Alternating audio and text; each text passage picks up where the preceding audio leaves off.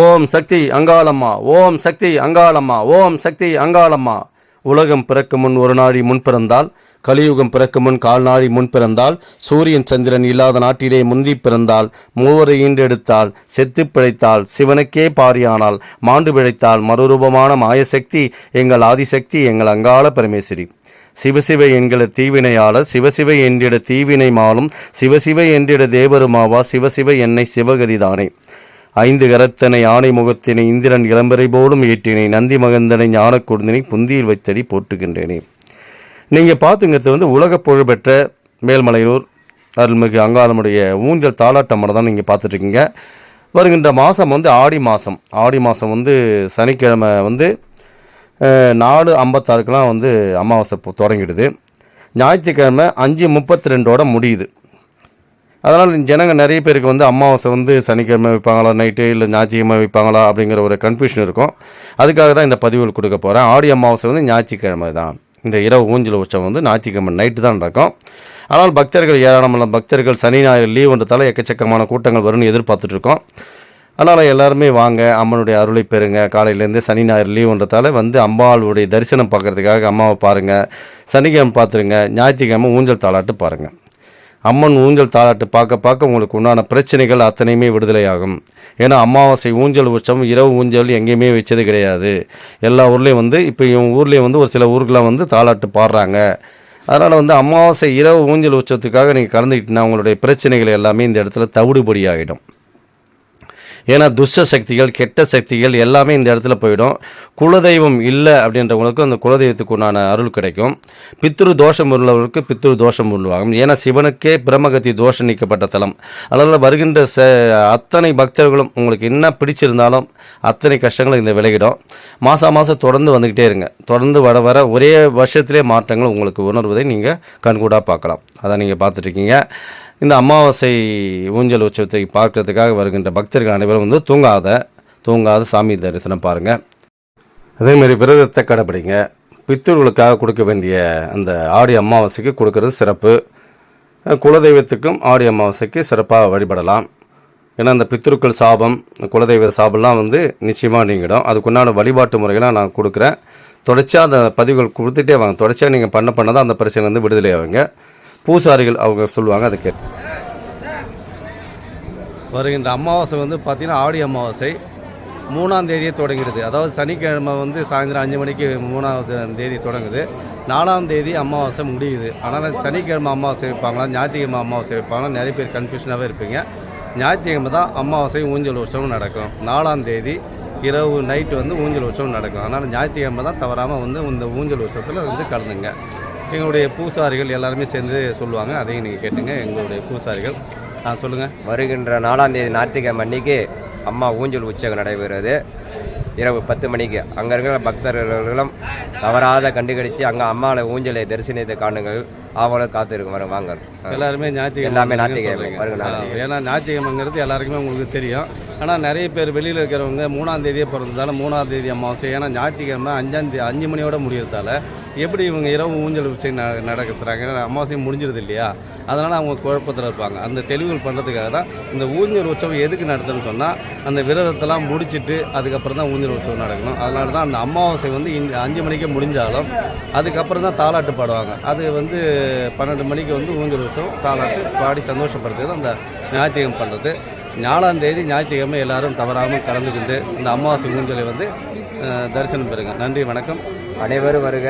ஆதரவு ஊஞ்சல் உற்சவத்தை சிறப்பாக கண்டுகாடிச்சு சிறப்பாக வீட்டுக்கு செல்லுங்கள். நன்றி, வணக்கம். நன்றி, வணக்கம். நன்றி, வணக்கம். நன்றி. இந்த மாதிரி பார்த்தீங்கன்னா ஆடி மாதம் ஃபுல்லாகவே எக்கச்சக்கமான பம்பை வாத்திய கருவிகளோட எல்லா ஊருந்தும் சாமியார்கள் எல்லாருமே இந்த இடத்துல விசேஷமாக திருவிழா மாதிரி நடத்திட்டு வந்தாங்க. இந்த ஆடி மாதம் ஃபுல்லாகவே ஞாயிற்றுக்கிழமை வெள்ளிக்கிழமை பார்த்தீங்கன்னா எக்கச்சக்கமான கூட்டங்கள். இன்னும் ஆடி மாதத்தில் அம்மாவுக்கு சிறப்புமிக்க நாட்கள். அதனால் வந்தாங்க. மேற்கொண்டு என்னென்னா இந்த பம்பை வாத்தியங்கள்லாம் அந்தந்த ஊர்லேருந்தே எடுத்துகிட்டு வந்துடுறாங்க. சாதாரணமாக ஒரு பொங்கல் வைக்கிறாங்க, ஒரு ஆடு வெட்டுறாங்க அப்படின்னா கூட அவங்க என்ன பண்ணுறாங்க, அங்கேருந்தே பம்பை வாத்தியங்களோடு வந்துட்டு அந்த விசேஷமாக சிறப்பு விசேஷமாக கொண்டாடி இங்கேருந்து போகிறாங்க. ஏன்னா அந்தளவுக்கு சிறப்பாக எடுத்து செய்கிறாங்க. ஏன்னா நாங்களே இங்கே பம்பு உடுக்கலாம் இருக்குது. ஒரு சிலர் வந்து என்ன பண்ணுவாங்க, பம்பு உடுக்கலாம் இருந்தால் கூட இங்கே வந்து ஐயா நான் இதுமாரி பொங்கல்லாம் வச்சுட்டோம், இதுமாரி கோயில் வந்து சுற்றி வரணும் அப்படி சொல்லிட்டு அவங்களே பிரியப்பட்டு இட்டுன்னு போவாங்க. வாங்க சார் நீங்கள் ஒரு தடவை அப்படியே பம்பை கோயிலை சுற்றி வந்துடுங்க. ஏன்னா அந்த பாரம்பரியம் விஷயத்தை வந்து அவங்க கடைபிடிக்கிறவங்க எப்பயுமே கடைபிடிச்சிட்டு இருப்பாங்க. அந்த பம்பை தட்டினா தான் அந்த அம்பாளுடைய இசையானது ஒலியானது நமக்குள்ளே அது சேரணும் அப்படிங்கிற ஒரு கைதிகள் இருக்குது. அதனால தான் பார்த்தீங்கன்னா ஒரு விசேஷம் நடத்தினாலும் சரி வாங்க ஒரு பம்பை தட்டிட்டு அப்படியே கோயிலை சுற்றி வருவாங்க. ஒரு அன்னை கூட எடுத்துக்கிட்டு ஆடம்பரமாக, அதாவது அம்மாவுக்கு என்ன செய்யணுமோ என்ன தொண்டோ அது சிறப்பாக மகிழ்ச்சியாக செஞ்சுட்டு வருவாங்க. இது எல்லாமே அந்த மாதிரி செய்யும் போது தான் அது பலன் தருது. அப்புறம் அவர் சாமியார் அங்காளமுடைய அவருடைய அங்காளம் மேலே இருக்குது. இந்த இடத்துல வந்து தான் இந்த மாதிரி செய்யணும் பாருங்கள். இத்தனை பம்பை உடுக்கி வாத்தியங்களோடு வந்து செய்கிறாங்க பாருங்கள். அதுக்கு காரணம் என்னென்னா அந்த பக்தி ஈடுபாடு அதிகப்படுத்துகிறவங்க இதை செலவு பண்ணுறதை பார்க்க மாட்டாங்க. எந்த அளவுக்கு பக்திகள் அதிகரிக்கும் போதோ அந்த அளவுக்கு தான் செலவுகள். அதுக்கேற்ற மாதிரி அம்மாவும் அதுக்கு தகுந்த மாதிரி கொடுப்பாங்க. எவ்வளோ செலவு பாருங்கள், கிட்டத்தட்ட ஒரு 5-6 பேர் பம்பை வாத்திய கருவிகள் இவ்வளோ பேர் வந்திருக்கிறாங்க. வந்து அந்த கோயிலை சுற்றி வந்து அம்மாவை வர வச்சு அம்மாவுக்கிட்ட பேசி அவங்களுக்கு என்ன தேவையில் இருக்குதோ ஏன்னா இந்த எல்லையில் வந்தால் தான் நான் வந்து அம்மாவே சொல்லும். நிறைய பேர் வந்து சுற்றி போட்டுட்டு போகிறாங்க பாருங்கள். இந்த கோயிலில் வந்தாங்கன்னா சுற்றி போடுறது, ஏன்னா அந்த கெட்ட சக்தியானது இந்த இடத்துல விடுதலை ஆகுதுன்றதுக்காக தான் சுற்றி போடுற பழக்கம் எல்லாமே வச்சுருக்காங்க. அதான் பம்பை வாத்தியங்களோடு வந்திருக்காங்க பாருங்கள். எல்லாமே பார்த்தீங்கன்னா இளைஞர்கள் தான். இன்றைக்கி வந்து பார்த்தீங்கன்னா பக்தர்கள் அதிகமாக இருக்கிறது பார்த்தீங்கன்னா இளைஞர்கள் தான். ஒரு 45 வயசு 50 வயசுலாம் பார்த்தீங்கன்னா அப்படி தான் எடுக்கணும். ஏன்னா பக்தி ஈடுபாடுங்கிறது அந்த வயசு தான், குறிப்பிட்ட வயசு தான். அந்த வயசுக்கு மேலே போகும்போது தான் உங்களுக்கு அந்த அமானுஷ்ய சக்தியானது நமக்குள்ளே தெரியும். எனக்குள்ளே இருக்கிற அமானுஷ்ய சக்தி எனக்கு வெளியே வந்ததுக்கு காரணமே என்னென்னா நான் அம்மாவுடைய தொண்டனாக அம்மாவுக்கு என்னென்ன செய்யணுமோ அத்தனையும் பார்த்து செஞ்சுட்டதால தான் அம்மா என் கூட இன்றைக்கி பேசிகிட்டு இருக்காங்க. அம்மா என் கூட நான் வழி நடத்துகிறாங்க. இது எல்லாமே எனக்கு தெரியுது. என் பின்னாடி அம்பாள் இருக்கிறது எனக்கு கண் கூட நான் உணர்றேன். அதான் நீங்கள் அம்மாவோடைய ஆட்டத்தை தான் நீங்கள் பார்த்துட்ருக்கீங்க. இந்த மாதிரி வந்து செய்யணும். அதுவும் இல்லாத பார்த்தீங்கன்னா அந்த அமாவாசை வழிபாடு என்பதுன்னா பித்தர்களுக்கும் குலதெய்வ வழிபாடும் சிறப்புமிக்க வழிபாடாக இருந்துட்டுருக்கு. அதனால் இந்த கோயிலுக்கு வர வர உங்களுக்கு பித்தூர் தோஷமாக இருந்தாலும் சரி, குலதெய்வ தோஷமாக இருந்தாலும் சரி, இல்லை குலதெய்வ கட்டாக இருந்தாலும் சரி, பித்தருக்குள் சாபம் இருந்தாலும் சரி, கொஞ்சம் கொஞ்சமாக அப்படி படிப்படியாக குறைய ஆரம்பிச்சிடும். அன்னதானங்கள் எல்லாமே நீங்கள் வந்து கோயிலில் வந்து என்னென்ன செய்கிறீங்களோ அத்தனையுமே விருப்பப்பட்டு செய்யணும். இந்த கோயிலுக்கு வரும்போதே நேர்த்திக்கடனை அளவு போடுறதோ சரி, கஞ்சுலி வேஷமோ கபால வேஷம் வேப்பஞ்சாலை கட்டுறது, நேர்த்திக்கடன் அங்க பிரதர்சனம் வர்றது, முட்டி போட்டுட்டு வர்றது, இந்த அளவுக்கு வந்து ஏதோ ஒரு நேர்த்திக்கடன் வச்சுக்கிட்டே வரணும். மௌனமாக இருக்கிறது, இது எல்லாமே என்னென்னா அவங்கவுங்க தனித்தனி டிஃப்ரெண்ட்டாக ஒரு கோரிக்கை வச்சுருப்பாங்க. ஒரு சிலர் பார்த்தீங்கன்னா கோயிலே வந்து அங்க பிரதர்சனம் வந்துட்டு இருப்பாங்க. ஒரு சிலர் முட்டி போட்டுட்டு வருவாங்க. ஒரு சிலர் பார்த்தீங்கன்னா கோயிலை சுற்றி வலம் வர்றது ஒரு வழக்கமாக வச்சுருப்பாங்க. கஞ்சுலி வேஷம் போடுவாங்க, கபால வேஷம், இதுமாரி வந்து பார்த்தீங்கன்னா அந்த நேர்த்திக்கடனோடு சேர்ந்த மாதிரி நம்மளுடைய இதுவும் இருக்கணும். இருந்தால் தான் அதுக்கு பலன் தரும். ஒரு 30% இந்த மாதிரி மாறிட்டாங்க. மிச்சம் 70% எப்படின்னா சாமி தரிசனம் பார்க்கணுன்றது ஒரு இருக்கிறாங்க. அந்த மாதிரி அதிலே ஒரு 20-30% என்ன பண்ணுறாங்கன்னா வெளியிலேருந்தே சாமி தரிசனம் பார்த்துட்டு போயிடறாங்க, கூட்டமாக இருக்குது அப்படின்ற மாதிரி. யாருக்கு என்னென்ன பலன் தரணுமோ அந்த தெய்வத்துக்கு என்னென்ன நீ செய்கிறியோ அதுக்குண்டான பலன் நிச்சயமாக கிடைக்கும். எந்த அளவுக்கு காத்து கிடக்குறியோ அதுக்கு தான் அந்த இடத்துல வந்து பலன் தரும். ஏன்னா திருப்பதி போனால் இன்றைக்கி சாமி தரிசனம் கூட்டம் அதிகமாக இதுன்னு வந்துடுறோமா? இல்லை. நாங்கள் எவ்வளோ நேரம் 2 நாளாக இருந்தாலும் சாமி தரிசனம் பார்த்துட்டு தான் வருவோம். சீக்கிரமாக பார்த்துன்னா பரவாயில்ல, இவ்வளோ சீக்கிரத்தில் நான் பார்த்துட்டு வந்துட்டேன், பெருமாளை வந்து ஈஸியாக பார்த்துட்டு வந்துட்டு சந்தோஷப்படுவாங்க. 2 நாள் இருந்தாலும் 2 நாள் இருந்து பார்க்க வேண்டியதாக போச்சுப்பா அப்படின்னு சொல்லுவாங்க. ஆனால் பார்க்காம வர மாட்டாங்க. அந்த கோயிலுக்குன்னு ஒரு ஐதீகம் இருக்குது. அந்த காந்த சக்தியானது நம்ம உணரணும்னா நம்ம அதுக்காக காத்து கிடக்கணும். ஒரு சில கோயில் உள்ளே போகும்போதே, சில கோயில்களுக்கு போகும்போதே தெரிய வரும் உங்களுக்கு. கமன்னு ஒரு நறுமணம் வீசுறது தெரியும். நறுமணம் வீசுவதோடு இல்லாமல் பார்த்தீங்கன்னா அந்த கிட்ட போக காந்த சக்தியானது நம்மளுக்கு இழுத்துக்கிட்டே இருக்கும். அந்த உள்ளே போய் கருவறையில் போய் நின்று சாமி தரிசனம் பார்க்கும்போது ஒரு சிலர் ஆடுவாங்க. அப்படியே சாமி ஆக்ரோஷமாக ஆட ஆரம்பிச்சிடுவாங்க சாமி முகத்தை பார்த்த உடனே. இது காரணம் என்னென்னா அவங்க மைண்ட்லேயே அந்த அளவுக்கு ஃபோக்கஸ் ஆகிட்டே இருக்கும். அதை நம்ம எப்போ பார்க்க போகிறோம்னு பார்த்துட்டு கிட்ட போகும்போது பார்த்தீங்கன்னா அந்தளவுக்கு அவங்க மேலே ஆவேசமாக ஆடுவாங்க. அவங்க நிற்க வச்சு சாமி காமிச்சு, ஏன்னா எவ்வளோ நேரம் 4 மணி நேரம் 3 மணி நேரம் லைனில் நின்று வருவாங்க. அதனால் அவங்களுக்காக சாமி நிற்க வச்சு காமிச்சு அதுக்கப்புறம் அனுப்பிச்சி விடுவோம். எதுக்கு சொல்கிறோன்னு சொன்னால் அந்த காந்த சக்தியானது, காந்த பவரானது நமக்கு உடம்புக்குள்ளே வந்துட்டுருக்கு. அதனால தான் வந்து நிறைய பேருக்கு கொட்டாவி வர்றது, கண்ணிலேருந்து நீர் வர்றது, அப்படியே மந்திரங்கள் சொல்லிகிட்டே உள்ளே வருவாங்க. இது எல்லா இடத்துலையும் நிறைஞ்சிருக்குன்னா ஒரு சிலர்லாம் சொல்லுவாங்க. ஒரு சிலர் என்ன சொல்லுவாங்க, எல்லா இடத்துலையும் தான் தெய்வம் இருக்குதா, இங்கே மட்டும்தான் இருக்குதா, ஏன் நம்ம இடத்துலையும் நம்ம கும்பிடக்கூடாதா அப்படின்னு சொல்லுவாங்க. கும்பிடலாம், கும்பிட்டாலும் அந்த ஒரு இதுவும் இருக்காது உங்கள் நேச்சுரலாட்டி. அதை வந்து அந்த பவர் வந்து எடுத்துக்க முடியாது. இந்த இடத்துல வரும்போது அந்த பவரானது நம்ம மெருகேற்றிக்கிட்டே இருப்போம். உள்ளே போகும்போது எப்போ சாமி பார்ப்போம், எப்போ போகிறோம், எவ்வளோ கிட்டத்தில் நெருங்கிட்டோம் அப்படின்னு சொல்லிட்டு நினச்சி இன்னும் வர வர வர அந்த 4 மணி நேரம் நின்னா கூட சரி, அதனுடைய பவரானது அவங்களுக்கு கூட்டிகிட்டே இருக்கும்.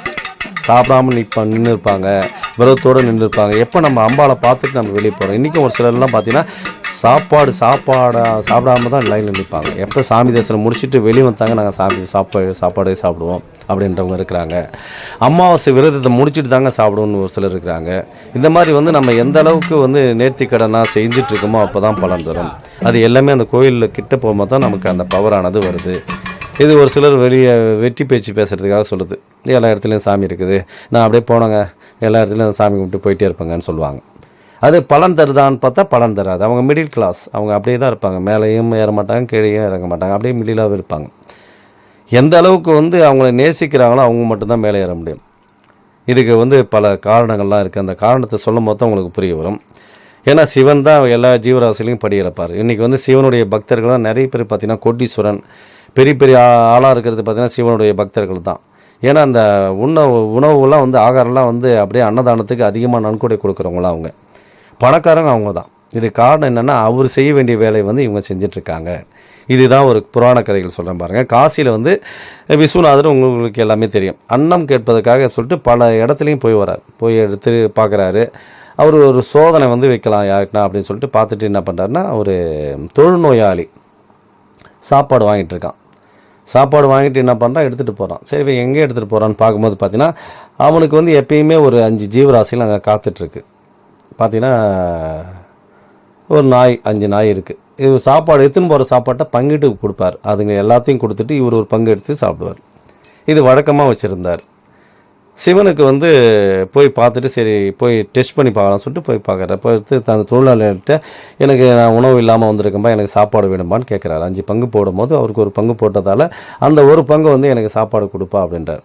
அந்த தொழுநோயாளியானது எடுத்து இந்தான்னு கொடுத்துட்றான். கொடுக்கும்போது அவருக்கு ஒன்றும் புரியல. என்னடா அது, அவன் தன்னுடைய சாப்பாட்டை கூட சாப்பிடாமல் தனக்குன்னு வச்சு இந்த சாப்பாட்டை எடுத்து கொடுத்துட்டானே சொல்லிட்டு அவருக்கு ஆச்சரியம். நான் வந்துக்கிறது யாருன்னு அவர்கிட்ட சொல்லிடலான்னு சொல்லிட்டு நினைக்கிறார். அப்போ வந்து அவர் தொழுநோயாளி சொல்கிறாரு, எனக்கு தெரியுங்க, நீங்கள் வந்துக்கிறது யாருன்னு தெரியும், பரவாயில்ல நீங்கள் சாப்பிடுங்க, ஏன்னா நீங்கள் சாப்பிடாத மாதிரி தெரியுது, உணவு ரொம்ப கஷ்டமாக வந்திருக்கீங்க, நீங்கள் சாப்பிடுங்க பரவாயில்லங்க, நீங்கள் வந்துக்கிறது யாருன்னு எனக்கு தெரியுங்க அப்படின்னு. நான் வந்துக்கிறது யாருன்னு சொல்லுப்பா அப்படின்னு இருக்கார். சொல்லும்போது தாட்சாச் அந்த சிவபெருமான் தான் நீங்கள், எனக்கு தெரியும், ஏன்னா என்னுடைய தொழுநோயாளின்னு என்னை யாருமே கிட்ட வரமாட்டாங்க, தீண்ட மாட்டாங்க, தொட மாட்டாங்க, என்கிட்டேருந்து நீங்கள் சாப்பாட்டே வாங்கி சாப்பிட்றேன்னு சொன்னால் வேறு யாரும் இல்லை, அந்த தாட்சாச் பரம்பொருள் நீங்கள் தான், எல்லாத்துக்கும் படி அளக்கிற சிவனே வந்து நிற்கிறது எனக்கு தெரியும், அதனால தான் எனக்கு நான் சாப்பிடாட்டாலும் பரவாயில்லன்னு சொல்லிட்டு உங்களுக்கு அந்த சாப்பாட்டை கொடுத்தேன் அப்படின்னார். சொல்லும்போது சிவனுக்கு ரொம்ப ஒரு சந்தோஷம். ஏன்னா அவர் தானே படி அளக்கிறது, எல்லாருக்கும் படி அளக்கும் போது மற்றவங்களும் இவங்க படி அளக்கிறது அவர் ரொம்ப சந்தோஷப்படுவார். அதனால தான் நிறைய பணம் கூடியாக கொடுக்குறதுக்கு காரணமே என்னென்னா, யார் ஜீவராசிகளுக்கு யார் உணவளிக்கிறாங்களோ அதுக்கு தகுந்த மாதிரி தான் அவருக்கு பலன் தருவார். அதுதான் உண்டு, உண்மையும் அதுதான். அந்த மாதிரி அவர் தொட்டு பேசினோன்னே அவர் வந்து தொழில்நோயிலேருந்து அவர் உருவம் மாறுது. எதுக்கு சொல்கிறேன்னு சொன்னால், ஈஸ்வரனே அப்படியே இறங்கி வருவார். இது இன்னொரு கதையும் சொல்கிறேன், அதையும் கேளுங்க. இதெல்லாம் வந்து புராணங்கள் தான். மூர்க்கன் நாயனார்னு சொல்லிட்டு 63 நாயன்மார்களில் மூர்க்கன் நாயனார்னு ஒருத்தர் இருந்தார். அவர் ஒரு பெரிய நாடை வந்து ஆடக்கூடிய ஒரு நாட்டை அவர் வச்சிங்களேன், அப்படியேப்பட்ட ஆள் மூர்க்கன் நாயனார். அவருக்கு வந்து சிவன் பக்தர். சிவனுக்கு யார் வந்து சாப்பாடு கேட்டாலும், சிவ தொண்டர்கள் யார் வந்து நின்னாலும் சொல்லி இல்லைன்னு சொல்லாமல் அவர் கொடுத்துருவார். அப்படியேப்பட்ட ஆள் வந்து அவர் அவருடைய வருமானங்கள்லாம் குறைய ஆரம்பிச்சிது. ஏன்னா எப்பப்போ அவர் கொடுக்க என்னாச்சுன்னா அது மொத்தமும் குறைய ஆரம்பித்த உடனே என்னடா இது, மொத்த பணம் பொருள் நம்ம கையில் இருப்பு எல்லாமே குறைஞ்சி போச்சு, சிவனடியார்களுக்கு நம்ம போடுவது வழக்கமாக போச்சு. அவருக்கு ரொம்ப சந்தோஷம். யாருக்கு சிவன் வந்து நின்னார், சிவனடியார்கள் யார் நின்னாலும் சரி அவருக்கு சந்தோஷப்பட்டு அந்த சாப்பாடு போகிறது வழக்கமாக வச்சுருந்தார். சரி இனிமேல் நம்ம வந்து கையிலேருந்து எல்லாமே குறைஞ்சி போச்சு, ஆனால் சிவனடியார்களுக்கு நம்ம சாப்பாட்டை மட்டும் நிறுத்தக்கூடாதுன்னு சொல்லிட்டு என்ன பண்ணுறாருன்னா, நீங்கள் பார்த்துங்கிறது வந்து இந்த அன்னதானம் போடுற குடோன்னு தான் காமிச்சிட்ருக்கேன். இதில் வந்து இன்றைக்கி மூட்டை அரிசி எடுத்துன்னு போயிட்டு நிறைய பேர் கொடுக்குறாங்க அன்னதானத்துக்கு கொடுக்கணும்னு ஆசைப்படுறவங்க இதுமாரி அரிசி தானமாக எடுத்துன்னு வந்து கொடுக்கலாம், வெள்ளத்தை தானமாக கொடுக்கலாம், பருப்பு எல்லாமே பார்த்தீங்கன்னா நவகிரகங்கள் சொல்லுவாங்க. நவகிரகத்துக்கு ஒவ்வொன்றுத்துக்கும் ஒரு தானியம் இருக்குது, அதை எடுத்து வந்து சேர்த்துடலாம். இந்த கதையிலோடு அந்த கதையும் சேர்த்து சொல்கிறேன் பாருங்கள். அப்போ என்ன பண்ணுறாருன்னா வந்து அவருக்கு வந்து கையிருப்பெல்லாம் குறைஞ்சி போச்சு. ஆனால் அவருக்கு ஒரு திறமை என்னென்னா சூதாட்டத்தில் திறமை. அவர் வந்து சரி இதுக்கு மேலே வந்து நம்ம வந்து போட்டே ஆகணும், என்னை நம்பி வரவங்களுக்கு யாருக்கும் இல்லைன்னு சொல்லக்கூடாது, நம்ம என்ன பண்ணலான்னு சொல்லிட்டு என்ன பண்ணுறாருன்னா, நைட் ஆனால் கிளம்புவார். பெரிய பெரிய பெரிய பெரிய பணக்காரங்கிட்டலாம் போய் நின்றுக்கிட்டு, வாங்க நீங்கள் நானும் சூதாடலாம் அப்படின்னு சொல்லிட்டு கூப்பிடுவார். கூப்பிடும்போது என்ன ஆகுதுன்னா, அவங்க வந்து சூதாடுவாங்க. ஃபஸ்ட்டு வந்து ஒரு ஆட்டம் 2 ஆட்டத்தில் வந்து விடுற மாதிரி விடுவார். 3வது ஆட்டத்தில் அங்கே அந்த மொத்தத்தையும் அடிச்சுட்டு வந்துடுவார். அடிச்சுட்டு வந்து என்ன பண்ணுவார், அன்னதானம் சாப்பாடு போட்டு எல்லாம் வரவங்களுக்கு இல்லைன்னு சொல்லாமல் கொடுத்துட்டு வருவார். இதேமாதிரி தொடர்ச்சியாக நடந்துட்டு ஒவ்வொரு நைட்டும் இந்த மாதிரி பண்ணிக்கிட்டே வரார். அவர் சாப்பாடு போகிறத நிறுத்ததே இல்லை. அதுக்கேற்ற வருவாய் வந்தபடியே இருக்குது. அவருக்கு தெரிஞ்சது ஒன்லி சூதாட்டம் மட்டும்தான். அந்த சூதாட்டத்தை மட்டுமே ஜெயிக்க முடியும். அவர் ஜெயிக்கிறதுக்கு ஆளே கிடையாதுன்னு சொல்லாங்களா அந்த மாதிரி. ஆனால் இருந்தாலும் வந்து அவர் விடுற மாதிரி விடுறது வழக்கம். ஒரு ஆட்டம் 2 ஆட்டம் விடுவார். 3வது ஆட்டத்தை மொத்தத்தையும் அங்கே இருக்கிறது எல்லாத்தையும் எடுத்துகிட்டு வந்துடுவார். எடுத்துகிட்டு வந்து சாப்பாட்டு அன்னதானம் போடுவார். அது ஏன்னா ஒரு சிலருக்கு அந்த அன்னதானம் போட தான் அவங்களுக்கு அவ்வளோ சந்தோஷப்படுவாங்க. இன்னும் ஒரு 10 பேருக்கு போட மாட்டோமா, இன்னொரு 10 பேருக்கு, இன்னொரு 100 பேருக்கு போடலாம் சார், இன்னொரு 500 பேருக்கு போடலான்னு இருக்கிறேன் சார். அதனால தான் இன்றைக்கி அன்னதானங்கள் சிவன், அதாவது பார்த்திங்கன்னா திருவண்ணாமலை கிரிவலம் ஒரு இடத்துல உணவு ஹோட்டல்களே இல்லை. எல்லா இடத்துலையும் பார்த்தீங்கன்னா சாப்பாடு அன்னதானம் கூப்பிட்டு போடுறாங்க. அவ்வளோ அருமையான சாப்பாடுகள்லாம் அருமையாக போட்டுட்ருக்காங்க. நான் சாப்பிடாத கோயிலுக்கு போய் சுற்றி வரேன்னு சொன்னால் சாப்பிட்டுட்டு தான் வருவேன். இன்றைக்கி அம்பாள் வந்து மலையனூர்லேயும் வந்து அன்னதானத்துக்கு நிறைய கொடுத்துட்ருக்காங்க. நிறைய பேர் சாப்பிட்டுட்ருக்காங்க. அதான் நீங்கள் பார்த்துட்ருக்கீங்க. இப்போ வந்து அதுக்கு முன்னாடி பார்த்தீங்கன்னா மதியம் மட்டும்தான் சாப்பாடு போட்டிருந்தோம். இப்போ 3 வேளையும் சாப்பாடு. காலையிலையும் 9 மணிக்கு ஆரம்பித்து சாப்பாடு போடுறோம். மதியத்துக்கு வந்து 12-1 மணிக்கெலாம் சாப்பாடு போடுறோம். நைட்டுக்கும் சாப்பாடு. கிட்டத்தட்ட பார்த்திங்கன்னா ஒரு 1000 பேர் சாப்பிட்றாங்க. 1000 பேருக்கு வந்து எந்த அளவுக்கு அன்றைக்கி பார்த்திங்கன்னா ஒரு 10,300 சொல்லிட்டு ஒரு நாள் அப்படின்னு சொல்லிட்டு சாப்பாடு போட்டாங்க. ஆனால் ஒரு வேளைக்குன்ற மாதிரி இன்றைக்கி 3 வேளையும் போகிறதால ஸ்கேன் வச்சுருக்காங்க. நிறைய பேர் அன்னதானத்துக்கு நன்கொடை கொடுக்குறவங்களும் கொடுக்குறாங்க. அன்னதானம் உண்டிகள் இருக்குது. இதுக்கு எதுக்கு சொல்கிறேன்னு சொன்னால், இன்றைக்கி அன்னத்துக்கு வந்து கொடுத்தது எதுவுமே இல்லை. அதாவது உணவுக்காக நீங்கள் கொடுக்குற விஷயங்கள் உங்கள் கர்மாவே மொத்தத்தையும் கழிச்சினால தான் இன்றைக்கி வந்து அன்னதானத்துக்கு நிறைய பேர் நன்கொடை கொடுத்தபடியே இருக்கிறாங்க. சாப்பாடு போட்டபடியே இருக்கிறாங்க. வந்து கேட்டால் இல்லைன்னு சொல்லாமல் கொடுக்குறவங்க எக்கச்சக்கமான நபர்கள் இருந்துகிட்ருக்காங்க.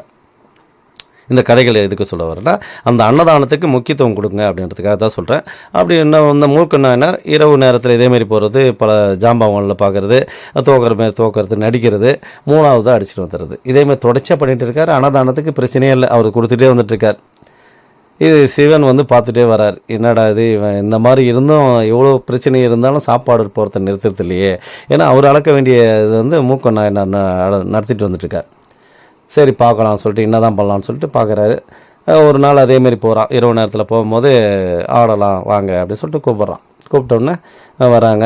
வந்து ஆடுறாரு. மொதல் ஆட்டம் ஆடும்போது தோத்துறார். 2வது ஆட்டம் தோத்துறார். 3வது ஆட்டம் அவருடைய ஆட்டம் இல்லையா, இதில் வந்து எப்படியாவது நம்ம ஜெயிச்சிடணும் அப்படின்னு சொல்லிட்டு 3வது ஆட்டமும் அவர்கிட்ட நின்று ஜெயிக்கலான்னு பார்க்குறார். பார்த்தா 3வது ஆட்டமும் தோத்துடுறார்.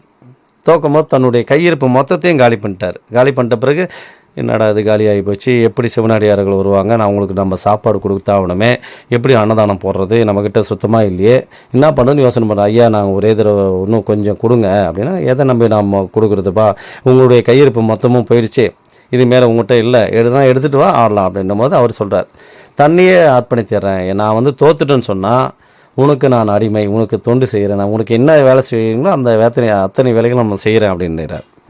அப்படி சொல்லும் போது என்ன பண்ணார், சரி ஓகே நான் ஏற்றுக்கிறேன், சப்போஸ் நீ ஜெயிச்சிட்டுனா நீ விட்டதை மொத்தத்தையும் என்கிட்ட இருக்கிற அத்தனையுமே உங்கள்கிட்ட கொடுத்துட்றேன் அப்படின்றார். சரின்னு வச்சுட்டு ஆட்டத்துக்கு ஒப்புதல் தெரிவித்து ஆடுறாங்க. ஆடும்போது என்ன ஆகுதுன்னா அந்த தடவையும் தோத்துடுறார். தோக்கும்போது என்ன சொல்கிறார், நீ என்ன சொன்ன, தோத்துட்டா உனக்கு அடிமை, நீ என்ன சொல்கிறியோ நான் செய்கிறேன்னு சொன்னேன்ல, வா போகலாம் அப்படின்றார்.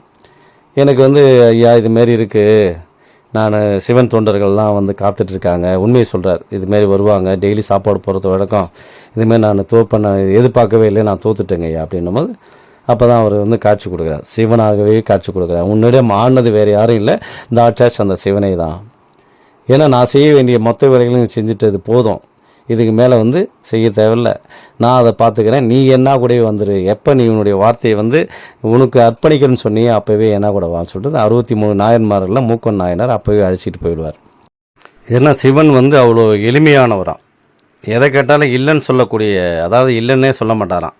அவர் தெவத்தில் போய் நீ உட்காந்து என்ன கேட்கணும்னு நினைக்கிறியோ அத்தனையுமே கொடுத்துருவார், இல்லைன்னே சொல்ல மாட்டார். அதுக்கப்புறம் வந்து அதை யாரை வச்சு என்ன பண்ணணும், அதை எதை பண்ணால் அவனுக்கு வந்து அந்த இது கிடைக்கும். ஏன்னா நல்லதுக்காக தவம் கிடைக்கும் போது அது வந்து எதையுமே அவர் கொடுத்துருவார். அது வேறு எதுனா கெடுதல் பண்ணணும்னு நினச்சாங்கன்னா அதுக்கு உண்டான யாரை வச்சா அதை அழிக்க முடியுன்றது அவருக்கு தெரியும். அதனால் அவரே கொடுப்பாரு, அதேமாதிரி எடுத்துக்குவார். அதான் நீங்கள் பார்த்துட்ருக்கீங்க. அந்த குடோன் வந்து நாங்கள் உள்ளே இருக்குது. நிறைய பேய் பிசாசு, பில்லி, சூனியம் அந்த மாதிரி பிடிச்சவங்க வந்து நைட் தங்கிடலாம். தங்கிட்டு காலைல டெஸ்ட் பண்ணுவோம். டெஸ்ட் பண்ணுறதுக்காக 2000 ரூபா வாங்கிட்டுருக்கோம். நிறைய பேர் வந்து கேட்குறீங்க, டிவி சேனல் பார்த்துட்ருக்கீங்க, ஆனால் வந்து எவ்வளோ வாங்குறன்றது தெரியல. பம்போடுக்கு வச்சு டெஸ்ட் பண்ணி பார்ப்போம். டெஸ்ட் பண்ணி பார்த்து அவங்க மேலே என்ன இருக்குது, கெட்ட சக்தி இருக்குதா என்ன டெஸ்ட் பண்ணி பார்த்துட்டு அதுக்கப்புறங்கள் தான் பரிகாரங்கள் பண்ணுவோம். அதனால் பார்க்கணுன்னு நினைக்கிறவங்க காலையில் 6 மணிலேருந்து 2 மணி வரைக்கும் பார்த்துட்ருக்கோம். அதுக்கப்புறம் பரிகாரங்கள் நினச்சிட்டு வரவங்க பரிகாரங்கள் அது ஒரு நாளைக்கு டேட்டு கொடுத்துருவோம். அந்த தேதியில் வந்துடுங்க, பரிகாரம் பண்ணிங்க, எவ்வளோ செலவாகுன்றதெல்லாம் சொல்லுவோம். பேய் பிசாசு, பில்லி, சூனி, ஏவல், செய்வினை கோளாறு எல்லாத்துக்குமே. அதனால் வந்து என்னென்னு முறையாக கேட்டுட்டு அது பதிவு பண்ணிவிட்டு அதுக்கப்புறம் வாங்க. பதிவு பண்ணாத வராதிங்க. ஏன்னா என்னை பார்க்கணுன்னு நினச்சிங்கன்னா பதிவு பண்ணால் மட்டும்தான் பார்க்க முடியும். ஏன்னா நாங்கள் ஒரு சில வேலைக்காக வெளியே போயிருப்பேன். அதனால் இருக்கிறேனா இல்லையான்னு கேட்டுட்டு அதுக்கப்புறம் பதிவு பண்ணிவிட்டு வாங்க. நீங்கள் பம்போடுக்கு வச்சு முறையாக கேட்டுட்டு அதுக்கப்புறம் பரிகாரம் பண்ணிக்கலாம். சாப்பாடு இங்கே அன்னதானம் 3 வேளையும் போட்டுட்ருக்கோம். ஆனாலும் வந்து இந்த கோயிலை வந்து பார்த்துட்டு அதுக்கு தகுந்த மாதிரி என்ன பரிகாரம் பண்ணால் தீர்வு கிடைக்கின்றதை கேட்டுட்டு போகலாம். நீங்கள் பார்த்துங்கிறது மயான காளி தான் பார்த்துட்ருக்கீங்க. ஏன்னா இந்த சுடுகாடே கோயிலே வந்து சுடுகாட்டு தான். அதான் பிணை எரிக்கிறதுக்காக கட்டைகள்லாம் வந்துட்டுருக்கு, டயர் எல்லாமே வந்துட்டுருக்கு பாருங்கள். இந்த கோயிலே தான் வந்து இந்த இடத்துல தான் மயான கொல்லை உள்ள இங்கே தான் கொல்லை விட்டோம். அவ்வளோ பிரம்மாண்டமாக இருந்தது பாருங்கள். பக்கத்துலேயே சக்கரங்கள் போட்டிருக்கோம். அதான் நீங்கள் பார்த்துட்ருக்கீங்க. அந்த சக்கரத்தெல்லாம் உள்ளே உட்கார வச்சு அவங்களுக்கு செய்வோம். ஏன்னா இந்த துஷ்ட சக்திகள், கெட்ட சக்திகள், அமோனிஷ்ட சக்திலாம் சுடுகாட்டில் தான் செய்யணும். நிறைய பேர் வந்து சுடுகாட்டில் செய்யாமல் எங்கேயோ செஞ்சுட்டு 10 இடத்துல 5 இடத்துல செலவு பண்ணிவிட்டு பார்த்துட்டு தான் இங்கே வராங்க. அதுக்காக தான் இந்த பதிவில் கொடுக்குறேன். ஏன்னா அந்த மயான இடத்துல தான் இந்த பூஜைகள் பண்ணணும். அதனால் வந்து முறையாக கேட்டுட்டு அந்த பரிகாரங்கள் பண்ணிட்டு போங்க, உங்களுக்கு நிரந்தர தீர்வு கிடைக்கும். அதான் நீங்கள் பார்த்துட்டீங்க மயான காளியை. அப்படியே உள்ளே போனீங்கன்னா சொல்லிட்டு காளி அம்மா வந்து உள்ளே இருந்துகிட்ருக்காங்க உள்ளே. ஏன்னா இப்போ நிறைய பேர் வந்து பார்த்தீங்கன்னா அமாவாசைக்கு ஊஞ்சல் தாளாட்டு பார்க்குறீங்க. அடுத்தது பார்த்தீங்கன்னா பெரியாயம்மன் சன்னதி பார்ப்பீங்க. இந்த காளி மயான காளி எங்கே இருக்குதுன்னு நிறைய பேருக்கு தெரியாமே இருக்குது. அதனால் இந்த காளிக்கு வந்து ஏன்னா இந்த காவ பூஜை எல்லாமே இந்த காளிக்கு தான் கொடுக்குறோம். அதனால் எலுமிச்சம்பழமாக இருக்கட்டும், கொமிட்டிக்காய், ஊமத்தங்காய் எல்லாமே சரி, பூசணிக்காய், கோழியிலேருந்து எல்லாமே கொடுக்குறது இந்த இடம் தான். சீட்டு கட்டி போடுவாங்க, பூட்டு போடுவாங்க. நிறைய எது செய்யணும்னு சொல்லிட்டு முறையாக கேட்டுட்டு அதுக்கேற்ற மாதிரி செய்யுங்க. அதுவும் இல்லாது பார்த்திங்கன்னா இந்த ராகுகால பூஜைன்னு சொல்லிட்டு சொல்லுவாங்க. ராகு காலத்தில் தான் செய்யணுன்னு. இந்த கோயிலே வந்து துஷ்ட சக்தியில் ஓடுன்ற நேரன்றதால அந்த ராகு காலத்து டைமில் தான் செய்யணும்னு அவசியம் இல்லை. நீங்கள் எந்த டைமில் எதை வேணாலும் செஞ்சுக்கலாம். அப்படியே அம்மனை உருகி மனசார வேண்டிட்டு எனக்கு இந்த மாதிரி பிரச்சனை ஒருத்தன் கொடுத்துட்ருக்கான், இந்த தொந்தரவு இருக்குது, எங்களுக்குள்ள பிரச்சனை கருத்து வேறுபாடு காரணமாக எங்கள் கணவன் மணிக்குள்ளே சண்டை சச்சரமாக இருக்குது அப்படின்னு சொல்லிவிட்டு நீங்கள் மனசில் நினச்சிக்கிட்டு அந்த எலுமிச்சம்பழத்தை கொடுத்தனா போதும், அந்த காவு கொடுத்தா போதும். இந்த பேய் பிசாசு, இந்த உடல் பிரச்சனை இருக்குது, எனக்கு ரொம்ப நாளாகவே உடம்பு சரியில்லாமல் இருக்குது, ஆஸ்பத்திரிங்க போய் பார்த்தேன், ஆஸ்பத்திரியில் எல்லாமே ட்ரீட்மெண்ட் நல்லா இருக்குன்னு நினைக்கிறவங்க ஒரு பூசணிக்காய், கொமட்டிக்காய், ஊமத்தங்காய், எலுமிச்சம்பழம், நாத்தங்காய், அதேமாதிரி பார்த்திங்கன்னா கோழி, இது எல்லாத்தையும் செட்டாக சேர்த்து 2000 ரூபாய் வாங்குகிறோம். அவங்கள உட்கார வச்சு சுற்றி போட்டு அனுப்புவோம். இதிலே வந்து பாதி ரிலீஃப் கிடைச்சிடும். இல்லை சார் நாங்கள் முறையாக தான் பார்க்கணும் அப்படின்னு சொன்னால் பம்போடுக்கு வச்சு, ஏன்னா செய்வினை கோளாறு, ஏவல், மோகினி, பிசாசு என்ன இருக்குதோ அதை வந்து நீங்கள் வந்து பார்த்துட்டு அதுக்கு தகுந்த மாதிரி நீங்கள் பரிகாரங்கள் பண்ணிக்கலாம். அதான் நீங்கள் பார்த்துட்ருக்கீங்க. இந்த காளிக்கு தான் வந்து நீங்கள் வந்து பூஜை பண்ணுறது எல்லாமே முடிச்சிடணும். ஃபஸ்ட்டு வந்து கோயிலில் போய் என்னென்ன பண்ணணுமோ எல்லாமே பார்த்துட்டு வந்துட்டு கடைசியாக வந்து தான் இந்த காளிக்கு தேவையான உயிர் பலி கொடுக்குறது, இந்த பலி கொடுக்குற பூஜை எல்லாமே கடைசியாக வச்சுக்கணும். போகும்போது ஏமா நல்லபடியாக வச்சிருமான்னு சொல்லிட்டு அந்த பூஜைகள் கொடுத்துட்டு போகலாம். இல்லை சார் நல்லா தான் சார் இருக்கிறேன்னா நல்லா இருந்தாலும் பரவாயில்ல. ஏன்னா எங்களுக்கு எந்த தாக்கமும் வரக்கூடாதுன்றதுக்காக தான் இந்த பலி பூஜை. இந்த ஆதி காலத்துலேருந்து இந்த பலி பூஜைங்கிறது வழக்கத்தில் இருந்துச்சான். அதனால தான் அந்த பலி பூஜை கொடுத்துட்ருக்காங்க. இந்த பலி பூஜையை வந்து சிறப்பாக நீங்கள் எப்பயுமே ரெகுலராக கொடுத்துக்கிட்டே இருந்தீங்கன்னா இருக்க உங்களுக்கு எந்த நோய் நொடிகளும் எதிர்ப்பு சக்திகள் எதையுமே உங்களை அண்டாது, நல்லாவே இருப்பீங்க. அதனால தான் அந்த பலி பூஜைங்கிறத பழக்கத்தில் வச்சுருங்க. அதுக்காக தான் அந்த அம்பாள் சொன்னது என்னென்னா, உங்களுக்கு நான் எப்பயுமே பலி பூஜை கொடுப்போம், அதுக்காக தான் அந்த பிணமை எரிக்கிறதே அதுதான். ஏன்னா ஆதி காலத்தில் அந்த பிணத்தையே வந்து எரித்து அதை சாப்பிட்டாங்கன்ற மாதிரி ஒரு கணக்கெல்லாம் இருக்குது புராண கதைகளில். அதனால் நாங்களாக உனக்கு வந்து ஜீவராசியில் கொடுக்குறது தான். ஜீவராசியில் ஆடு, மாடு, கோழி, பன்னியிலேருந்து எல்லாமே கொடுத்துட்டு இருக்கிறோம். நீங்கள் பார்த்துக்கிறது அந்த மயான காளி தான் பார்த்துருக்கீங்க. ஓம் காளி பகவதி பைரவி, என்னை எதிர்த்து வந்த எதையும் கட்டு, கடுகுவன பட்சியை கட்டு, மிருகத்தை கட்டு, ஓம் காளி, ஓம் ருத்ரி, ஓங்காரி, ஆங்காரி அடங்களும் கட்டினேன், சபையை கட்டு, சத்துரை கட்டு, எதிரியை கட்டு, எங்கேயும் கட்டு, சிங் பங் லங் லங், ஓம் சிவாய நம சிவாய நம, ஓம் ஸ்ரீம் கிளீம் வாம நம சுவாகா. இந்த சேனலுக்கு எல்லாமே லைக் பண்ணுங்கள், சப்போர்ட் பண்ணுங்கள், ஷேர் பண்ணுங்கள். நன்றி, வணக்கம். மேல்மலையின் தலைமை பூசாரி பூபதி ராஜா.